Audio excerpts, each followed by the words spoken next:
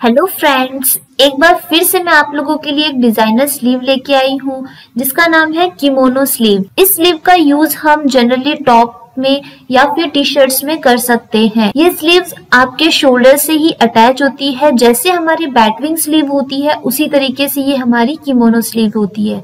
बस बैटविंग स्लीव में क्या होता है कि जो हमारा आर्म होल के साइड वाला साइड में सीम होती है वो थोड़ी फ्लेयर में होती है और जो हमारे किमोनो की स्लीव है ये थोड़ी सी फिटिंग होती है। चाहे तो इसके अंदर हल्का सा फ्लेयर भी डाल सकते हैं आप। जो इसका स्लीव का बॉटम पार्ट है वहां पर आप लूजनेस भी रख सकते हैं, वो आप अपने डिजाइन के अकॉर्डिंग बदल सकते हैं। किमोनो स्लीव का यूज टॉप में किया जाता है जो बहुत ही सुंदर दिखाई देती है।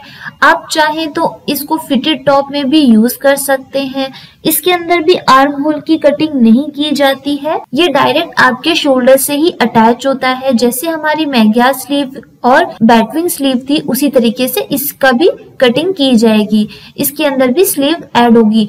अभी आज हम इसी की ड्राफ्टिंग के बारे में जानेंगे कि इसकी ड्राफ्टिंग आप कैसे कर सकते हैं और इसकी स्टिचिंग या उसकी कटिंग आप किस तरीके से कर सकते हैं। तो चलिए शुरू करते हैं इसकी ड्राफ्टिंग से। ड्राफ्टिंग शुरू करने से पहले हम उसके मेजरमेंट्स देख लेते हैं कि हमको इसके लिए मेजरमेंट्स कौन कौन से चाहिए होंगे। हमें चाहिए sleeve length, chest, natural waist length, shoulder और स्लीव राउंड। जैसा कि मैंने आप लोगों को बताया कि ये बॉडी पार्ट से अटैच होता है और आपके जो शोल्डर्स होते हैं उसी के साथ ही स्लीव अटैच होती है। इसलिए यहाँ पर हमने जो आपका नेचुरल वेस्ट लेंथ और स्लीव राउंड भी लिया हुआ है और शोल्डर भी लिए हैं। ये इसलिए लिया है क्योंकि आपका बॉडी पार्ट है जो नेचुरल वेस्ट लेंथ तक है। आप चाहें तो अपने टॉप या फिर जो भी आप बना रहे हैं डिजाइन उसके अकॉर्डिंग मेजरमेंट ले सकते हैं उसका फुल लेंथ लेकर के। तो यहाँ पे जो मैंने ड्राफ्टिंग बताई है वो सिर्फ आपको एक समझाने के पर्पज से बताई है, तो यहाँ पर इसलिए मैंने नेचुरल वेस्ट लेंथ का ही यूज किया है। आप यहाँ पे फुल लेंथ का यूज कर सकते हैं। सबसे पहले हमको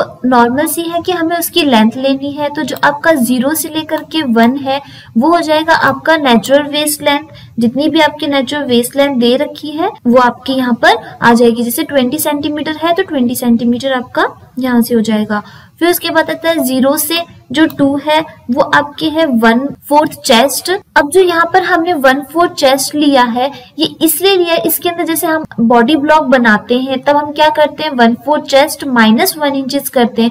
यहाँ हमने -1 इंच इसलिए नहीं किया क्योंकि यहाँ पे हमें आर्म होल कटिंग कहीं है ही नहीं। जो हमारा स्लीव है वो आर्म होल से अटैच ही नहीं है, तो इसलिए हमने यहाँ पे सिर्फ 1/4 चेस्ट लिया है ताकि जो आपका शेप आए, जो स्लीव के साइड या फिर आर्म होल के साइड में जो शेप आएगी अंडरआर्म्स के साइड वो आपके थोड़ी सी लूज रहे। इसके लिए यहाँ पर हमने 1/4 चेस्ट ले रखा है। फिर आपका आएगा 0 से जो 3 है वो सेम रहेगा, हाफ ऑफ शोल्डर।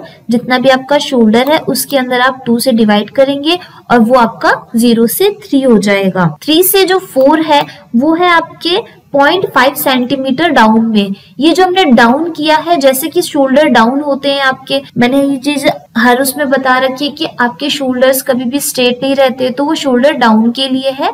तो 0.5 सेंटीमीटर यहाँ पर शोल्डर डाउन किया है और एक तरीके से स्लीव की शेप भी आ जाएगी। फिर 0 से जो 9 है ये होगा हमारा 1/12 चेस्ट जो आपके नेक की विड्थ होती है। 0 से जो 10 है ये भी आपका 1/12 चेस्ट है। आप चाहे तो अपने डिजाइन के अकॉर्डिंग नेक छोटा या बड़ा कर सकते हैं। 0 से 11 है ये है आपका 1/8 चेस्ट। आपके जैसे फ्रंट की जो नेक है वो थोड़ी सी लेंदी है तो इसलिए यहाँ पे 1/8 चेस्ट कर रखा है। उसके बाद इन सबको एक कर्व शेप में ड्रॉ कर लेंगे। ये इसलिए किया है क्योंकि हल्की सी शेप देनी होती है नेक की। आप अपने डिजाइन के अकॉर्डिंग नेक की शेप दे सकते हैं, ये कोई पर्टिकुलर नहीं है कि आपको ऐसी ही देनी है या फिर आप यही मेजरमेंट यूज करें। आप चाहे तो अपने नेक छोटा या बड़ा रख सकते हैं, उसके मेजरमेंट्स चेंज कर सकते हैं। फिर हमें जो ये 9 से लेकर के जो 5 नंबर पॉइंट है इसको हमको एक स्ट्रेट लाइन में ड्रॉ करना है।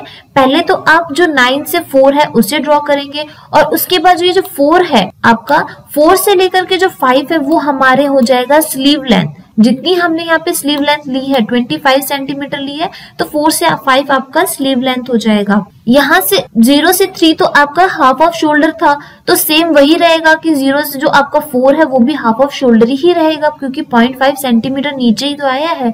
और फिर उसके बाद आपको ये 4 से लेकर के 5 स्लीव लेंथ लेनी है। जैसा कि मैंने आप लोगों को बताया कि जो ये स्लीव है ये आपके शोल्डर से ही अटैच है, इसलिए इसको डायरेक्टली बनाया है। और जो 5 से 6 है वो आपके है स्लीव राउंड। जितना भी आपका स्लीव राउंड है उसको आप 2 से डिवाइड कर देंगे और वो आपका स्लीव राउंड पूरा आ जाएगा। आप चाहे तो अगर इसके अंदर थोड़ा सा और फ्लेयर रखना चाहते हैं कि हमको स्लीव जो उसकी स्लीव की बॉटम है वो हम चाहते हैं कि थोड़ा सा लूज रहे, तो आप यहाँ पर उसकी स्लीव राउंड बढ़ा भी सकते हैं। इस मेजरमेंट को चेंज कर सकते हैं। जो यहाँ पे 12 सेंटीमीटर है उसकी जगह आप अपने डिजाइन के अकॉर्डिंग अलग कर सकते हैं। उसके बाद आपको लेना है यहाँ पे 2 से जो 7 है वो हो जाएगा 1/4 चेस्ट प्लस 2.5 सेंटीमीटर।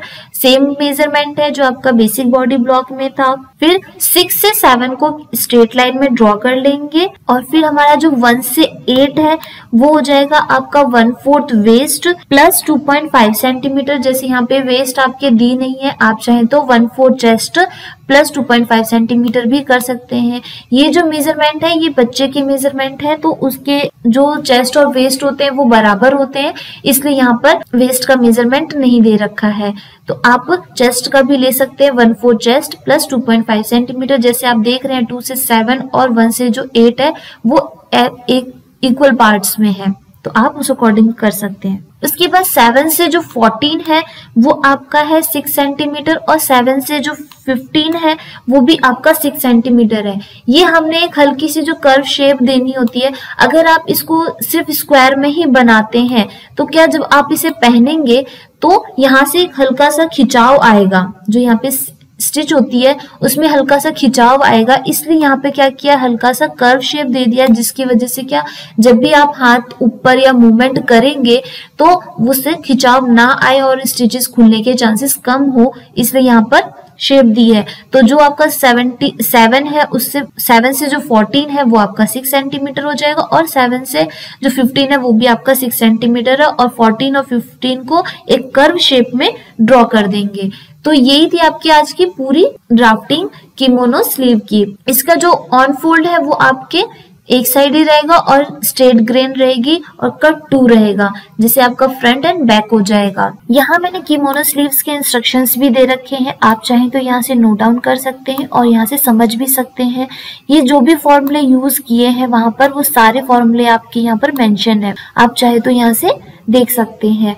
और यहाँ पर आपको कटिंग लाइन भी दे रखी है कि आपको किस तरीके से बैक और फ्रंट की कटिंग करनी है, उस अकॉर्डिंग जो ये पॉइंट्स दे रखे हैं उन पॉइंट्स को मिला करके आप कटिंग कर सकते हैं। इसे समझना बहुत ही आसान है और इसकी जो स्टिचिंग है वो भी बहुत ही इजी होती है। किमोनो स्लीव फैशन के अकॉर्डिंग देखा जाए तो काफी अच्छी है और जो इसके टॉप्स या फिर कोई भी ड्रेस आप बनाते हैं तो वो कंफर्टेबल भी होती है और डिजाइनर भी होती है। इसकी जो स्टिचिंग है या फिर इसकी जो कटिंग है वो बहुत ही आसान है, आप आसानी से इसको समझ भी सकते हैं, सीख भी सकते हैं और इसकी स्टिचिंग भी कर सकते हैं। इस स्लीव का यूज आप किसी भी गारमेंट में कर सकते हैं, जैसे कि आप किसी बच्चे के लिए भी ड्रेस अगर बना रहे हैं या शर्ट बना रहे हैं या फिर कोई टी शर्ट बना रहे हैं या ए लाइन फ्रॉक बना रहे हैं तो उसमें भी आप इसका यूज कर सकते हैं। लेडीज गारमेंट में भी इसका यूज किया जा सकता है, ये दिखने में भी बहुत ही सुंदर दिखाई देती है। आई होप ये वीडियो आप लोगों के लिए यूजफुल रहेगा और जो आप अगर आप कोई डिजाइनिंग करना चाहते हैं और इस स्लीव का यूज करना चाहते हैं तो इस अकॉर्डिंग से समझना आसान हो जाएगा। तो मिलते हैं नेक्स्ट वीडियो में एक नए डिजाइन के साथ। Thank you very much and have a nice day.